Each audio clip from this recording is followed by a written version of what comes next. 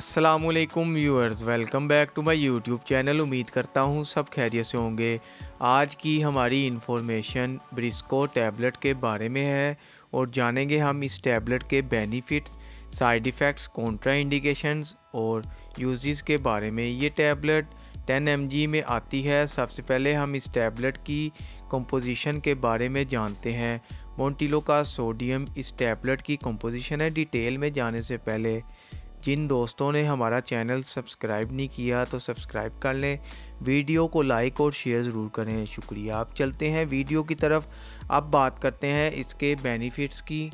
Briscoe tablet दमा की बीमारी के लिए इस्तेमाल की जाती है। दमा की बीमारी जिसमें सांस लेने में मुश्किल पेश आती है, यानी जिन लोगों को सांस लेने में तकलीफ़ होती है, उनको दमा की बीमारी होती है, उनके लिए ये टैबलेट बहुत ही मुफीद है। इसके अलावा इस टैबलेट को ब्रोंकटस में इस्तेमाल किया जाता है क्योंकि ये एयर बेस को साफ़ करती है। ब्रोंकटस क्या होता है? ये हमारे फेफड़ों से जो ट्यूब जाती है और वो हमारे फेफड़ों की एयर बेस प्रोवाइड करती है और फेफड़ों से हवा बाहर की जाती है, तो इस बीमारी को ब्रोंकटस कहते हैं। और एयर बेस भी फेफड़ों के अंदर भी हवा के रास्ते होते हैं, तो एयर बेस के लिए ब्रिस्को टैबलेट बहुत ही मुफीद है, जो कि एयर बेस को साफ़ सुथरा करती है। इसके अलावा सख्त खांसी जिसमें गले में खारिश महसूस होती है, और इस खांसी के लिए भी ब्रिस्को टैबलेट बहुत ही मुफीद है। इसके अलावा ये टैबलेट अक्सर चलते फिरते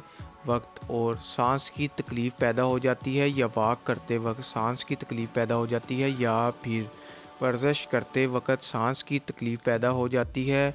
अगर इस टैबलेट को 2 घंटे पहले इस्तेमाल की जाए तो चलते फिरते, वॉक करते या वर्जिश करते वक्त सांस की तकलीफ़ नहीं होगी। इसके अलावा ये टैबलेट नाक में एलर्जी के लिए भी बहुत मुअस्सर है। वो लोग भी इसका इस्तेमाल कर सकते हैं जिनको नाक में एलर्जी होती हो।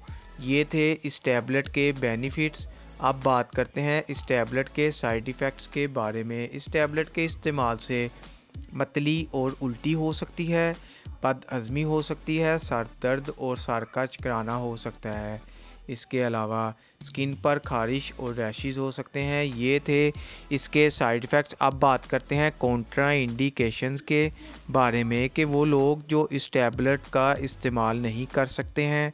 हामला ख़वातीन इसका इस्तेमाल ना करें। दूध पिलाती माएँ इसका इस्तेमाल ना करें। हेपेटाइटिस के मरीज़ इस्तेमाल ना करें, और जो लोग इस टैबलेट की कंपोजिशन से एलर्जी रखते हो इस टैबलेट का इस्तेमाल ना करें। अब बात करते हैं कैसे इस टैबलेट का इस्तेमाल करना है। एक टैबलेट शाम को खाना खाने के बाद इस्तेमाल करें, और ये टैबलेट सुबह के वक्त इस्तेमाल ना करें क्योंकि इस टैबलेट को लेने से आराम महसूस हो सकता है, तो बेहतर है कि इस टैबलेट का इस्तेमाल शाम में करें।